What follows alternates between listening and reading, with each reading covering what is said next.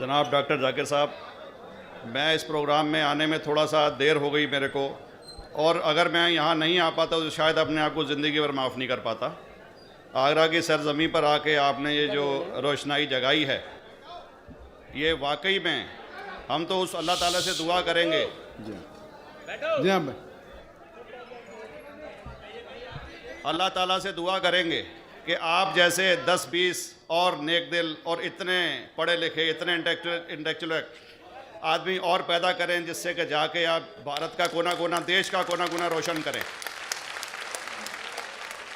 तहे दिल से स्वागत आपका। मेरा एक छोटा सा सवाल से पहले थोड़ा सा, एक हमारे भी गुरु ग्रंथ साहब के अंदर गुरु नानक साहब ने पूरी दुनिया का चक्कर लगाया, जिसके अंदर मक्का मदीना भी शामिल है। और जैसा कि एक सवाल इससे पहले हो चुका है कि गैर मुस्लिम जो है मक्का मदीना में अलाउड नहीं, या वहाँ का कैंटोनमेंट जो है अलाउ परमिशन नहीं देता। मगर ये तो तय है, आप मानते हैं, इस्लाम मानता है, हम मानते हैं, हमारे ग्रंथों के अंदर दर्ज है। गुरु नानक साहब के 2 चेले थे, एक बाला और एक मर्दाना, एक हिंदू और एक मुस्लिम।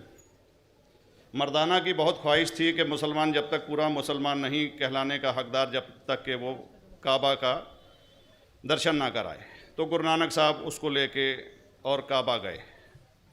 हमारे ग्रंथ के अंदर जो दर्ज है कि जब वो वहाँ पहुँचे, उन दिनों बहुत लंबा ये किस्सा है, 1 साल लगता था, और वो रूट सारा उसका वर्णन है।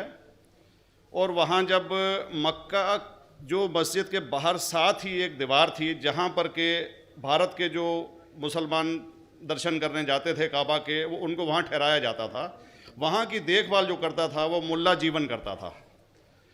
जब गुरु नानक साहब अपने चेलों के साथ में वहाँ पर पड़े थे, तो सुबह जब मुल्ला जीवन वहाँ की सफाई करने के लिए आया, तो उसने देखा गुरु नानक साहब के जो पैर थे वो काबा की तरफ थे।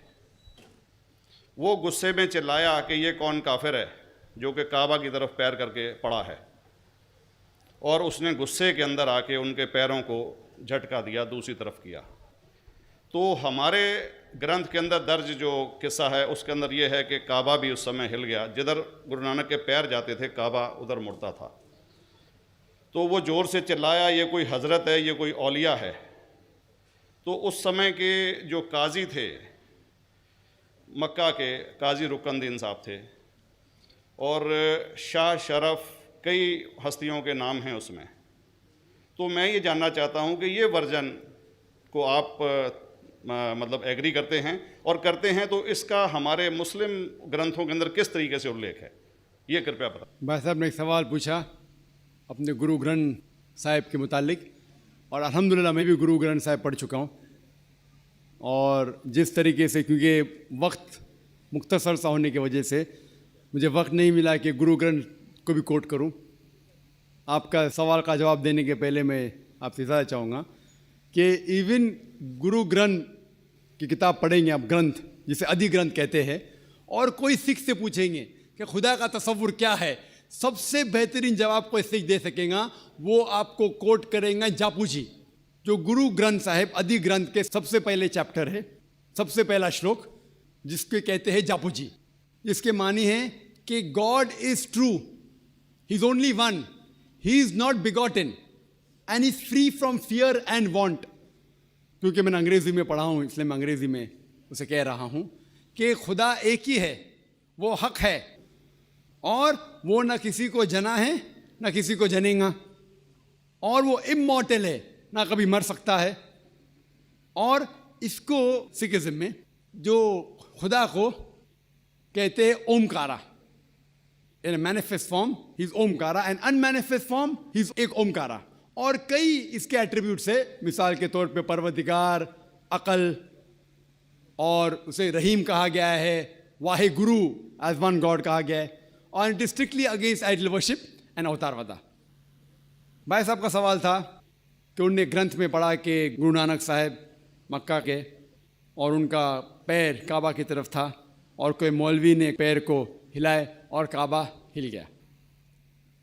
क्योंकि ये age of science and technology है, अगर कोई चीज़ जो किताब हज़ारों साल पहले लिखी गई है, 10,000 साल या 4,000 साल, तो शायद उसके बारे में हिस्टोरिकल रिकॉर्ड मिलना मुश्किल है। हालांकि इवन जीसस क्राइस्ट के बारे में 2000 साल हिस्टोरिकल रिकॉर्ड है, क्योंकि सिखिज्म जो एकदम नया मज़हब है, जितने मज़ाहिब के मुकाबले हिंदुस्तान में नया है, कुछ सैकड़ों साल पहले 15th सेंचुरी में, towards the end of the 15th century, Guru Nanak साहब जो पंजाब के थे, ये मज़हब तो कायम हुआ। हार्डली 400-500 ईयर, 400-500 साल।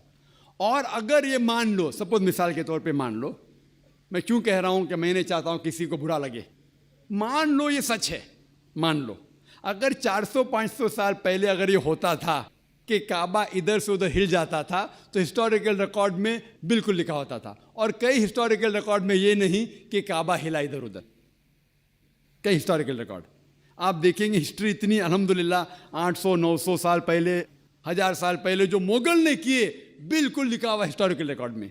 तो ये कहना कि गुरु नानक साहब वहाँ गए और काबा हिल गया, ये बिल्कुल साइंस के खिलाफ है, क्योंकि साइंस में कोई भी रिकॉर्ड नहीं है, वहाँ के देश के रिकॉर्ड में कहीं भी नहीं कि काबा हिला।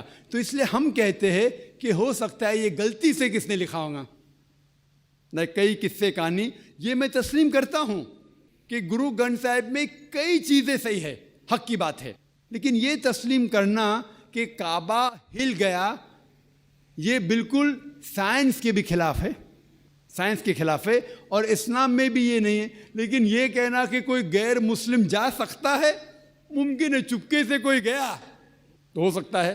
वो भी जवाब। जी दोस्तों, जैसे कि आप लोगों ने डॉक्टर जाकिर नाइक का जवाब सुना है, तो बहुत बेहतरीन जवाब दिया है। जैसे कि डॉक्टर जाकिर नाइक ने कहा है कि किसी भी साइंस की हिस्ट्री में, हिस्टोरिकल चीज़ में ऐसे कोई भी किसी चीज़ ने नहीं लिखा कि आपके गुरु नानक जो है वो सही है। ये हम कह सकते हैं कि वहाँ पे अगर कोई उस टाइम गया होगा, काबे की तरफ गया होगा, चुपके से अंदर हुआ होगा, सही है। लेकिन ये किसी हिस्ट्री में भी नहीं लिखा कि उसके पाँव जो है वो काबे की तरफ थे और काबा हिल गया है। तो ये किसी किताब में नहीं लिखा, बल्कि हम ये समझ सकते हैं कि ये किसी ने गलत बात की होगी, किसी ने मिस्टेक की होगी। तो इस तरह की जो बातें हैं ये नहीं करनी चाहिए। जैसे कि डॉक्टर जाकिर नाइक ने इस को बहुत बेहतरीन जवाब दिया है, जो कि दोस्तों उम्मीद करता हूँ कि ये जवाब आपको भी अच्छा लगा होगा। अगर ये जवाब आपको अच्छा लगा तो अपनी कीमती राय हमारे साथ ज़रूर शेयर करें। अस्सलाम।